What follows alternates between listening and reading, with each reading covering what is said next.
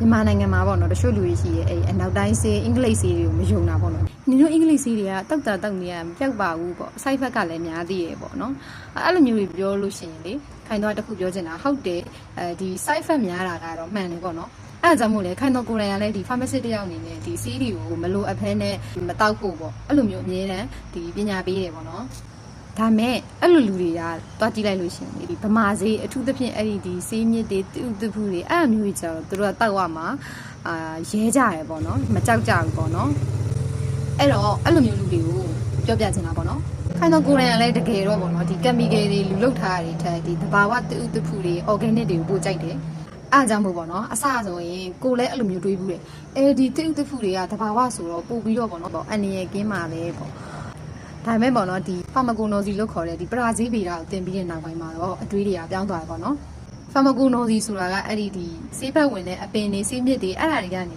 ဒီကိုလိုဂျင်တဲ့ compound လေးကိုပဲဘလို့ဖော်ဆက်မလဲထုတ်ယူမလဲအဲ့ဒါကိုသင်ရတာပေါ့နော်ဆေးဘက်ဝင်တဲ့ထားပါတော့အပင်တစ်ပင်ဒီဆေးမြစ်တစ်ခုမှာထားပါတော့အစည်းကြိုကြစေတယ်ပေါ့အဲ့ဒါဆိုလို့ရှိရင်လူတွေကအဲ့ဆေးမြစ်ကြီးကိုပြုတ်တောက်လိုက်ဒါမှမဟုတ်ဒီအရွက်တွေကိုထောင်းပြီးတောက်အဲ့လိုမျိုးပြောကြတယ်ပေါ့နော်တကယ်တမ်းကျတော့အဲ့လိုမျိုးလုပ်လို့မရဘူးပေါ့နော်ဒီအမြင့်မှာကစီးဆိုကြစေတဲ့အာနိသင်ရှိရလို့သိကြတယ်ဆိုရင်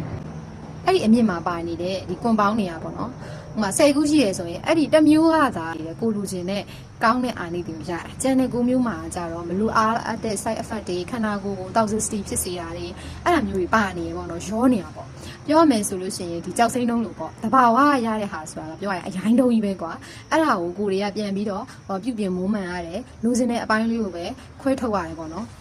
အကြောင်းမှသာဒီအဖိုးတန်တဲ့ကြောက်စိမ့်တုံးကြီးဆိုလဲအတုံးကြီးမှာအဖိုးတန်တဲ့ကြောက်စိမ့်လေးကရောင်းတန်းဝင်တဲ့ကြောက်စိမ့်လေးကတီးတီးလေးပဲပါတယ်လေအဲ့လိုမျိုးပဲပေါ့နော်စီးရလဲအဲ့လိုပဲလိုလားအပ်တာတွေပါတယ်အဲ့ဒီအတွက်ကြောင့်မလို့လိုချင်တဲ့အပိုင်းလေးကိုပဲစစ်ယူရတယ်ထုတ်ယူရတယ်ပေါ့နော်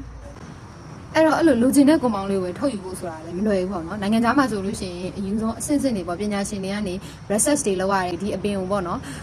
အဆင့်ဆင့်ခွဲခြမ်းစိတ်ဖြာပြီးတော့ဒီဘယ်ကွန်ပေါင်းကဒီယောဂါကိုကြာစေတာလဲကျန်တဲ့ကွန်ပေါင်းတွေကကြတော့ခန္ဓာကိုယ်မှာဘယ်လိုမျိုးတောက်စစ်ပေးနိုင်တာလဲပြီးရင်အဲ့လိုချင်တဲ့ကွန်ပေါင်းလေးကိုပဲဘယ်လိုဆွဲထုတ်ပြီးယူမလဲမလိုတဲ့ဟာတွေကိုဘယ်လိုဖယ်မလဲအဲ့လိုမျိုးအဆင့်ဆင့်တွေတော့ရတယ်ဗမာပြည်ကလိုပဲ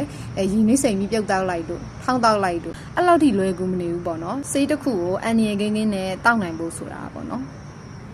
ပြီးရပေါ့နော်အဲ့ဒီအပင်တွေမှာပါတဲ့ compound တွေကတစ်ခုနဲ့တစ်ခုမတူဘူးတချို့ကအပူတမ်းမခံနိုင်တာတွေရှိတယ်အဲ့မျိုးဆိုအပူပေးလိုက်လို့ရှိရင်ပြတ်သွားတာတွေရှိတယ်အာနိသင်ပြောင်းသွားတာတွေရှိတယ်အဲ့ကြလို့ရှိရင်ဒီလိုအကြာကြီးစိန်ပြီးတော့ရလာတဲ့အရေးကိုဒီလို filter လုပ်ပြီးတော့ထုတ်မှလားဒီရင်းနှီးငွေနဲ့ပေါင်းခံတဲ့ဒီ distillation နည်းတွေနဲ့ထုတ်မှလားမျိုးစုံပေါ့နော်အဲ့လိုမျိုးတွေရှိသေးတယ်ဘယ်နည်းနဲ့ကိုက်ညီလဲဘယ်လိုနည်းနဲ့ထုတ်ကြမလဲပေါ့နော်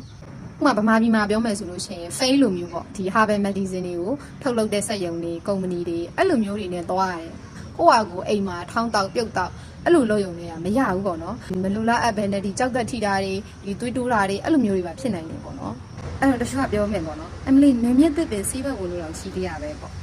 ဒါပေမဲ့အဲ့ဒါကဟိုးအရင်ကတည်းကလေနော်နှိမ့်ချုပ်ပြောရလို့ရှိရင်သဘာဝဆိုပြီးတော့လိုက်ကောင်းတာမဟုတ်ဘူးသဘာဝမှာလည်းမလိုလားအပ်တဲ့ကွန်ပေါင်းတွေပါတယ်မလိုလားအပ်တဲ့အရာတွေပါတယ်ဘယ်လိုဖြစ်သဘာဝဆိုတာအရင်တုံးပဲပေါ့နော်အဲ့ဒီအရင်တုံးကိုကိုတွေကတန့်စင်သွားအောင်စစ်ထုတ်ရတယ်ဆိုတာကိုသိစေချင်တာပါအားလုံးပဲဆေးတွေကိုကိုယုံကြည်သလိုရှောက်တောက်ပြီးတော့မလိုလားအပ်တဲ့ side effect တွေရခြင်းမှာကင်းဝေးပါစေ။